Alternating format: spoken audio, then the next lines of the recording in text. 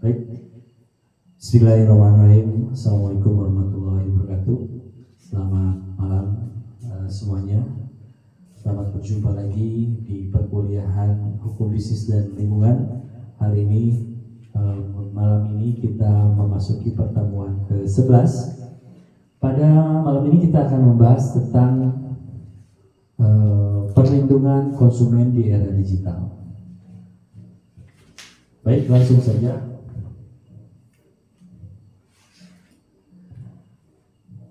Apa itu konsumen menurut hukum? Mengacu pada pasal 1 angka 1 Undang-Undang Nomor 8 Tahun 99. Di sini apa itu konsumen adalah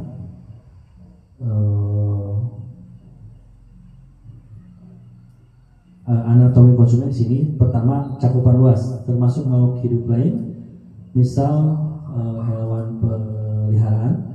Kemudian bukan untuk bisnis, digunakan untuk kepentingan diri sendiri, keluarga atau orang lain, dan tidak untuk diperdagangkan.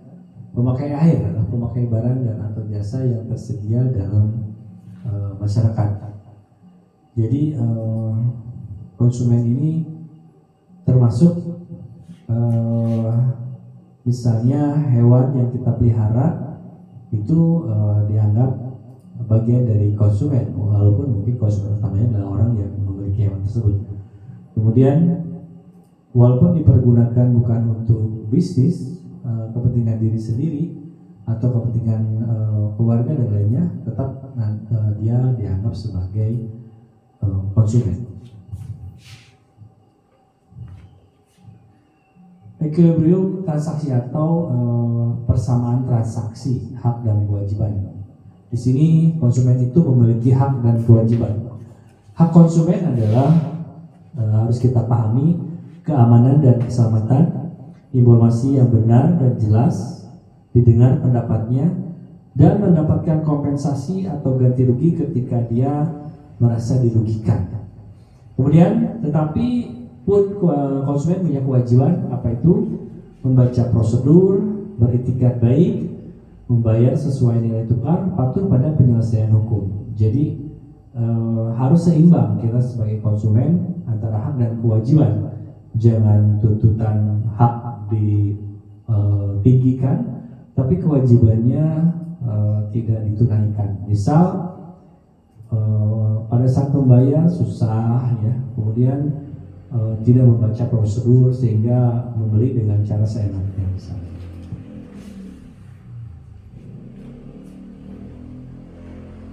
Lima pilar penopang perlindungan konsumen. Di sini peningkatan kesadaran, harkat, martabat, dan kemandirian. Tujuannya adalah perlindungan konsumen ini untuk peningkatan kesadaran, harkat, martabat, dan kemandirian konsumen. Apa saja pilarnya? Yang pertama adalah manfaat. Tentu harus perlindungan konsumen ini harus memberikan faedah maksimal bagi konsumen. Yang berikutnya pilar yang pertama adalah manfaat, ya, bahwa dengan perlindungan hukum bermanfaat untuk konsumen. Yang kedua adalah unsur atau pilar keadilan, distribusi antara hak dan kewajiban yang setara. Artinya tadi ya, keadilan antara hak dan kewajiban yang harus dipenuhi oleh konsumen. Kemudian pilar keseimbangan, harmoni kepentingan konsumen, usaha, dan pemerintah harus seimbang. Kemudian keamanan, adanya jaminan perlindungan dari bahaya fisik dan materi. Yang pilar terakhir adalah kepastian hukum, ketatan hukum dan keadilan tidak pandang bulu, ya. Rantai tanggung jawab buat pelaku usaha. Di sini konsumen boleh gitu mengajukan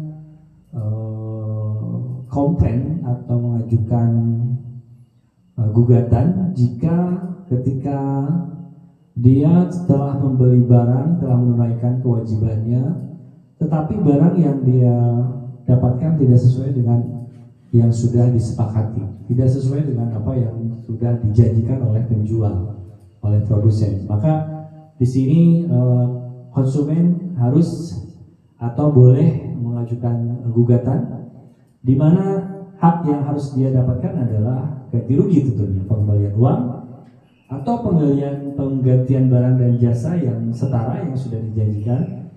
Kemudian atau jika karena konsumsi produk tersebut dia mengalami sakit, maka penjual atau produsen wajib menanggung biaya kesehatan akibat misalnya konsumsi barang yang telah dibeli oleh konsumen, ya, biaya kesehatannya, biaya rumah sakitnya. Maka dari itu produsen harus benar-benar memperhatikan bahwa produk harus benar-benar terjamin kesehatannya, terjamin bebas dari sesuatu yang berdampak buruk buat konsumen. Kemudian bagaimana jika terjadi sengketa antara produsen dan konsumen yang tidak ada misalnya penyelesaian secara damai? Maka di sini bisa dilakukan melalui BPSK, ya, Badan Perlindungan Konsumen. Di sini badan BPSK ini semacam lembaga yang menengahi dalam sengketaan antara produsen dan konsumen.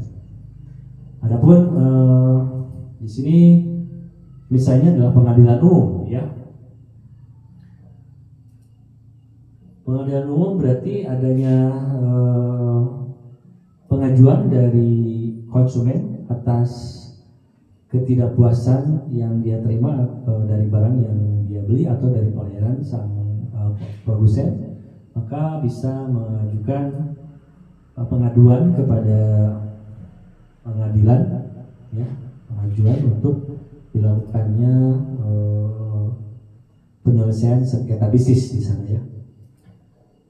Mungkin nanti di pengadilan akan dilakukan dulu sebelum keduanya dilakukan fungsi litigasi, ya, maka ada dulu fungsi mediasi di sini, yaitu didamaikan, diselesaikan secara kekeluargaan antara produsen dan konsumen. Kemudian fungsi investigatif ada nanti diperiksa kalau memang tetap dilanjutkan ke pengadilan. Maka nanti ada investigatif atau investigasi pemeriksaan. Kemudian dari situ kemudian diadili oleh hakim tentunya, ya.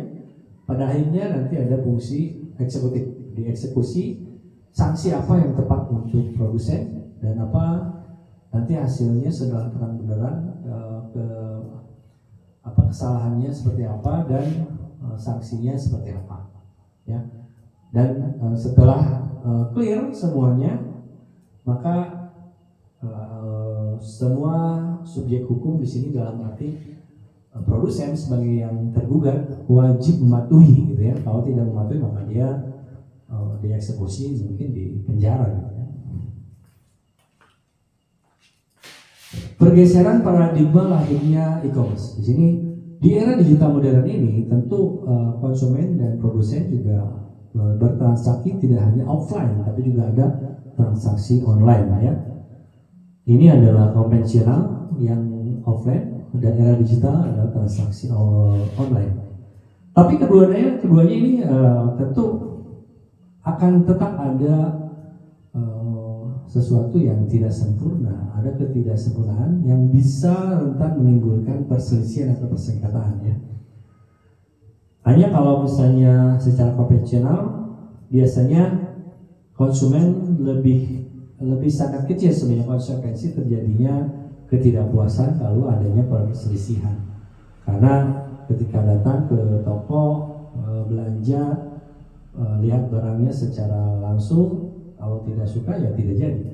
Tapi kalau belanja online yang di era digital hari ini, maka memang terkadang banyak permasalahan. Nah, di sini mungkin undang-undang ITE yang diberlakukan oleh pengadilan nantinya, ya, ketika dilakukan proses litigasi.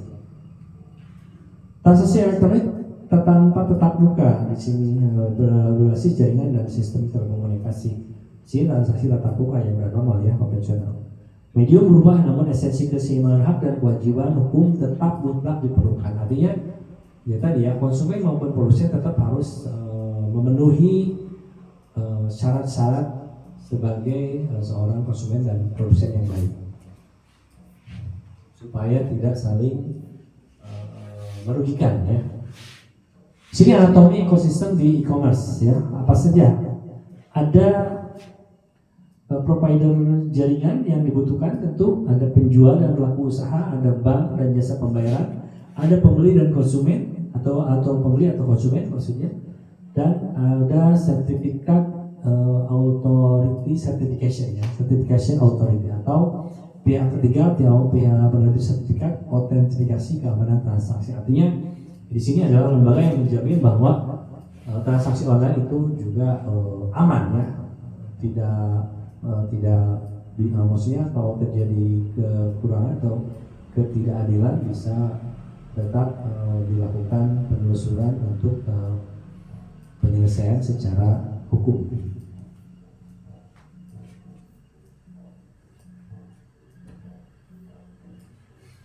Siklus transaksi digital ini beralaskan asas konsensualisme dan kepercayaan. Kita sudah belajar tentang asas konsensualisme sebelumnya dan kepercayaan. Yang pertama adalah adanya penawaran. Kita bisa lihat di etalase website aplikasi dengan spesifikasi harga dan rating yang ada gitu, sehingga dalam penjualan adalah pembelian di sini juga kita harus ada unsur kehati-hatian, di mana kalau misalnya toko tersebut ratingnya jelek ya jangan belanja di sana karena beresiko. Ya.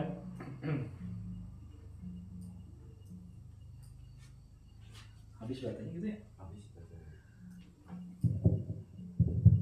Yang kedua adalah adanya penerimaan atau acceptance. Kesepakatan digital. Jadi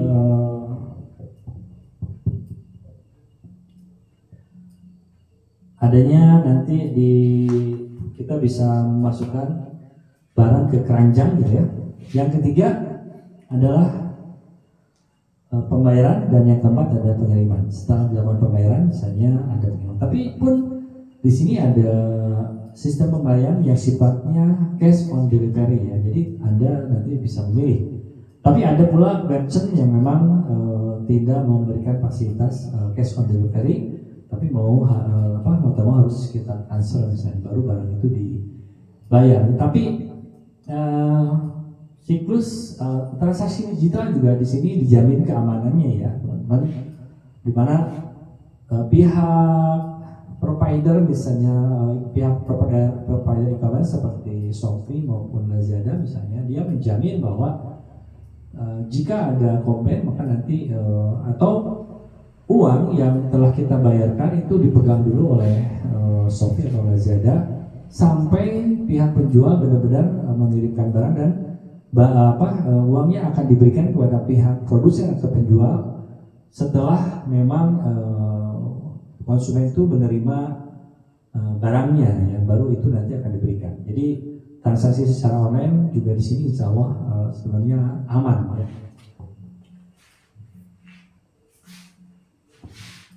Materi keuntungan bersama atau win-win solution, keuntungan pelaku usaha dan keuntungan konsumen. Di mana kalau transaksi digital tentu ya, biasanya kenapa kita melakukan transaksi digital adalah dengan tujuan misalnya lebih murah ya. Saya ekspansi pasar global, produksi basis biaya infrastruktur ya, keuntungan pelaku usaha ya kalau kita berbisnis online, penurunan biaya operasional harian, peningkatan margin laba bersih. Jadi ada biaya-biaya yang dipangkas ketika produsen melakukan jual beli di pasar online.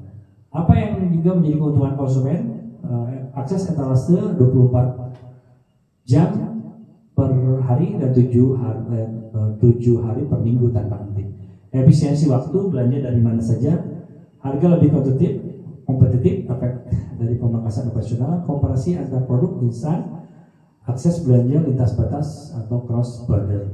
Jadi kelebihannya dan kita bisa memilah dari seluruh merchant di online tersebut, seluruh Indonesia misalnya. Kalau misalnya kita lihat di Shopee, mana yang terbaik harganya, mana yang paling bagus pelayanannya, dan mana yang terjamin kualitas produknya. Tapi ada titik rentan sisi gelap dari transaksi online. Harus hati-hati ya teman-teman dalam melakukan transaksi online. Perdagangan digital bukan sistem yang absolut aman. Ancaman cyber mengintai kelemahan sistem. Hati-hati. Yang pertama adalah adanya kemungkinan pengambil alihan akun secara ilegal oleh pihak tak bertanggung jawab atau hacked akun. Jadi ini harus hati-hati, beresiko ya. Data interception atau penyadapan dan pengawasan komunikasi rahasia di tengah jalur jaringan. Terutama ini kalau misalnya provider nakal seperti Shopee, adminnya gitu, misalnya dia mengambil alih akun kita, kemudian akun kita digunakan, ini sangat rentan, bisa saja terjadi. Tapi ya tetap nanti pihak yang melakukan itu juga beresiko ketahuan dan mungkin dipecat nanti oleh Shopee ya. Terus di transaksi online juga hati-hati terhadap hacker yang secara terang-terangan misalnya dengan cara menelpon, pura-puranya sebagai merchant, memberikan bonus dan lain sebagainya, sehingga dia pada tujuannya adalah menggunakan akun kita untuk belanja online. Hati-hati nanti ada kode OTP yang dia pinta, maka kita harus hati-hati di situ ya. Kemudian atau server palsu atau phishing, nah ini juga hati-hati. Ada terkadang tawaran-tawaran, kemudian kita ikuti, klik misalnya di dalamnya, ternyata itu tujuannya untuk merekod password kita, merekod username kita, nanti dia gunakan, akhirnya akun kita dia gunakan untuk belanja, kita kebobolan. Jadi ini harus hati-hati. Perisai konsumen. Di sini pertahanan konsumen adalah matriks payung hukum e-commerce. Yang pertama, Undang-Undang Nomor 8 Tahun 99 Perlindungan Konsumen Dasar, hak ganti rugi atas ketidaksesuaian barang, ini undang-undang yang umum ya. Ada KUH Perdata buku 3 Hukum Perikatan, Asas Kompensasi dan Keabsahan Kontak Digital via bukti elektronik. Nah di sini artinya teman-teman hati-hati bahwa kita sudah tahu asas konsensualitas tadi ya, bahwa transaksi sudah terjadi pada saat kita lakukan secara online walaupun hanya via WhatsApp. Ketika sudah terjadi kesepakatan, maka di situ sudah terjadi kontrak ya. Undang-Undang Nomor 7 Tahun 2014 Regulasi Perdagangan, Efisiensi, Berkeadilan dan Kepastian Ekonomi Nasional. Terakhir ini yang terupdate adalah Undang-Undang ITE Nomor 19 Tahun 2016 Keamanan Siber dan Informasi, Gugatan Perdata dan Sanksi Pidana Kejahatan Elektronik. Undang-Undang ITE tentang adalah perdagangan keadilan digital, ini yang undang-undang yang terupdate ya, yang sangat berhubungan langsung dengan transaksi elektronik. Telah direvisi, dihadir untuk memotong pasal karet dan menjamin kepastian. Misalnya pasal 26, hak berhak untuk membuat kerugian akibat intersepsi atau penyadapan data pribadi tanpa izin. Jadi kita bisa tuntut orang yang kita ketahui udah menyadap atau mengambil data kita yang digunakan oleh dia secara tidak bertanggung jawab ya. Kemudian pasal 45A, ancaman pidana bagi penyebar berita bohong atau hoax yang merugikan konsumen. Sanksi maksimal penjara 6 tahun dan atau denda 1 miliar ya. Ini adalah sanksinya. Jadi hati-hati bagi teman-teman yang punya tujuan negatif di transaksi elektronik. Harmoni bisnis digital. Kesimpulannya nih ya, bahwa inovasi bisnis di e-commerce, kepastian hukum, regulasi digabungkan keduanya menjadi sistem hukum perdata atau civil law. Indonesia telah berevolusi secara lebar. E-commerce sudah berjalan di ruang hampa hukum. Artinya transaksi e-commerce telah dipayungi dengan undang-undang ITE tadi ya. Kemudian kolaborasi adalah undang-undang perlindungan konsumen, KUH Perdata, undang-undang perdagangan dan undang-undang ITE menciptakan equilibrium sempurna. Konsumen terlindung dari penipuan, sementara pelaku usaha dapat berekspansi dengan aman. Jadi demikian kesimpulan yang bisa saya sampaikan untuk pertemuan hari ini. Terima kasih sudah menyimak. Sampai ketemu di pertemuan berikutnya. Selamat malam. Saya akhiri. Subhanakallahumma wa bihamdik. Asyhadu an la ilaha illa anta Astaghfiruka wa atubu ilaik. Wabillahi taufiq wal hidayah. Assalamualaikum warahmatullahi wabarakatuh. Sampai jumpa pekan berikutnya.